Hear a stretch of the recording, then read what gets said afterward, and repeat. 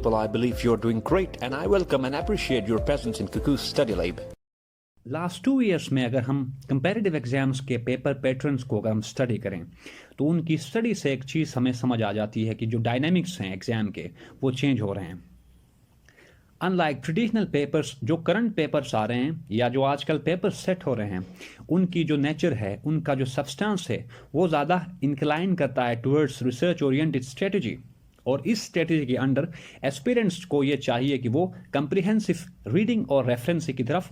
अपना रुझान बढ़ाएं। इसी बात को इन व्यू रख के हमने एक नई न्यू प्लेलिस्ट हमने क्रिएट की है with the title of references and notable statement. इस प्लेलिस्ट में हम डिफरेंट नोटेबल फिगर्स की स्टेटमेंट्स, हमारे पास जो जनरल रीड्स हैं on different arts particular areas like democracy, terrorism, literacy, economy, polity, foreign policy and ऐसे जो हमारे पास जो जनरल नेचर के जो टॉपिक्स हैं उनसे रिलेटेड जो इंटेलेक्चुअल्स की जो पब्लिकेशंस हैं उनको यूटिलाइज करेंगे और समझेंगे कि उन नोटेबल फिगर्स का या उन एकेडमिशियंस का कि क्या ओपिनियन है ऑन अ गिवन डेवलपमेंट और ऑन अ गिवन एरिया।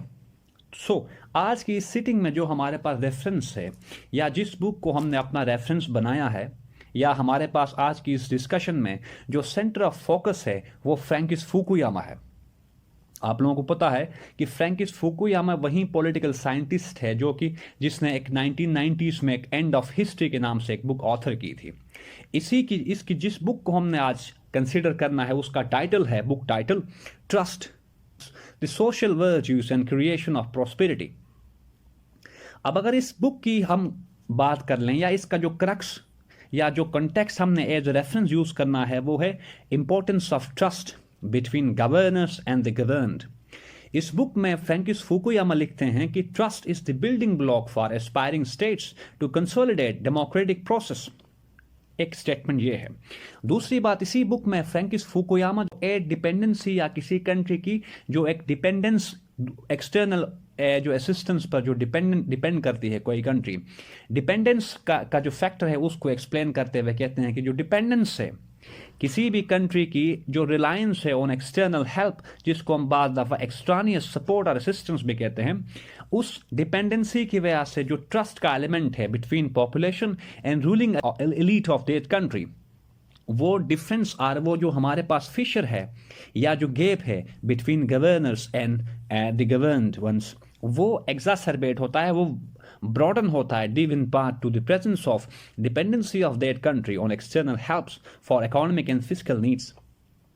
तो अगर पूरा स्टेटमेंट इसको देख लें, वो कहते हैं कि a dependency causes erosion of trust between the population and ruling elites leading to constant conflict and democratic recession और बैकस्लाइडिंग। सो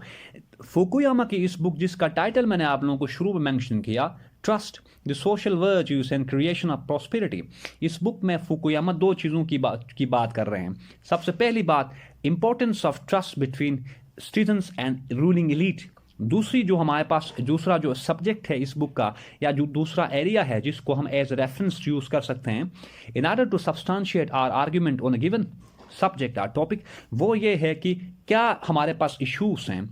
डिपेंडेंसी से रिलेटेड। जब कोई कंट्री डिपेंड करती है एक्सटर्नल वर्ल्ड पर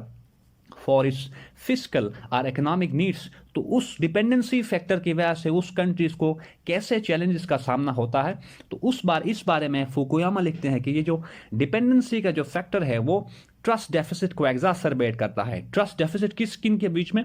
पॉपुलेशन और जो उस स्टेट के जो ऑफिशियल्स हैं या जो गवर्नर्स हैं उनके बीच में ट्रस्ट एग्जासरबेट हो रहा है। फिर अपनी एक और बुक में इसी आर्गुमेंट को फर्दर करते हुए फ्रैंकिस फुकुयामा लिखते हैं आइडेंटिटी क्राइसिस, आई बिलीव उस बुक का टाइटल है। फ्रैंकिस फुकुयामा कहते हैं कि there is more democracy in western countries but less good governance due to which these countries and their nationals are suffering from identity crisis. अब इसी point को हमने उस बुक के साथ लिंक करना है कि वेस्टर्न कंट्रीज में जहां आज डेमोक्रेसी ऑन रिसेशन है, उसमें एक वजह यह है कि एक कॉसेशन या एक हमारे पास फैक्टर ये है कि जो ट्रस्ट डेफिसिट का एलिमेंट है पॉपुलेस का on their institutions or state, वो डिटीरियोरेट हो रहा है बाय द टाइम। उस डिटीरियोरेशन की वजह से डेमोक्रेसी वहां पे इवॉल्व नहीं कर रही, बल्कि ऐसा कर कह लेते हैं कि डेमोक्रेसी वहां पे एक्सटेंडेड जो है ना वो पोजीशन में है due in part to increasing trust deficit between governors and the governed ones in traditional democracies like United States and UK. So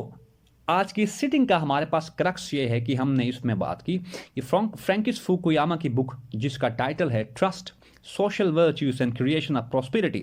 इसमें वो इंपॉर्टेंस ऑफ ट्रस्ट की बात करते हैं और उसको कंसिडर करते हैं कि trust between nationals and ruling elite is like a building block for state and nationhood या nation development or state building or nation building. फिर इसी बुक में वो जो दूसरा एरिया टच करते हैं वो ये है importance of independent activities are independent policies of a state in creating an independent identity and in meeting popular aspirations. पर क्वेश्चन ये है कि इस बुक को हम कैसे रेफरेंस यूज कर सकते हैं, या एग्जाम में in papers like English essay, Pakistan affairs and other such subjects, इस बुक को एज रेफरेंस हम कैसे यूज कर सकते हैं। देखें, ऐसे एरियाज या क्वेश्चन जहाँ डेमोक्रेसी की बात हो, जहाँ पे गवर्नेंस की बात हो, जहाँ पे इंस्टीट्यूशनल इफेक्टिवनेस की बात हो, जहाँ पे स्टेट की सर्विस डिलीवरी की बात हो, वहाँ पे हम ये बात कर सकते हैं कि स्टेट ऑफिशियल्स या लीडरशिप और जो पॉपुलर्स है या जो नेशनल्स हैं उनके बीच में ट्रस्ट डेफिसिट है। अब जैसे पता है हमारे जो इंस्टीट्यूशंस हैं they are serving interest of an entrench class instead of popular aspirations, जिनकी वजह से जो अवाम है उनका trust state institutions and officials पर नहीं है। जब ट्रस्ट नहीं होगा तो लोगों को या लोगों के माइंड में डेमोक्रेसी के बारे में जो आइडियाज़ होंगे या आइडियल्स होंगे वो ऐसे होंगे कि democracy is a dysfunctional political setup which is in no position to address popular grievances. ठीक, अब जब ऐसी स्टांस और ऐसा ओपिनियन लोगों के माइंड में होगा विज़-वी डेमोक्रेसी,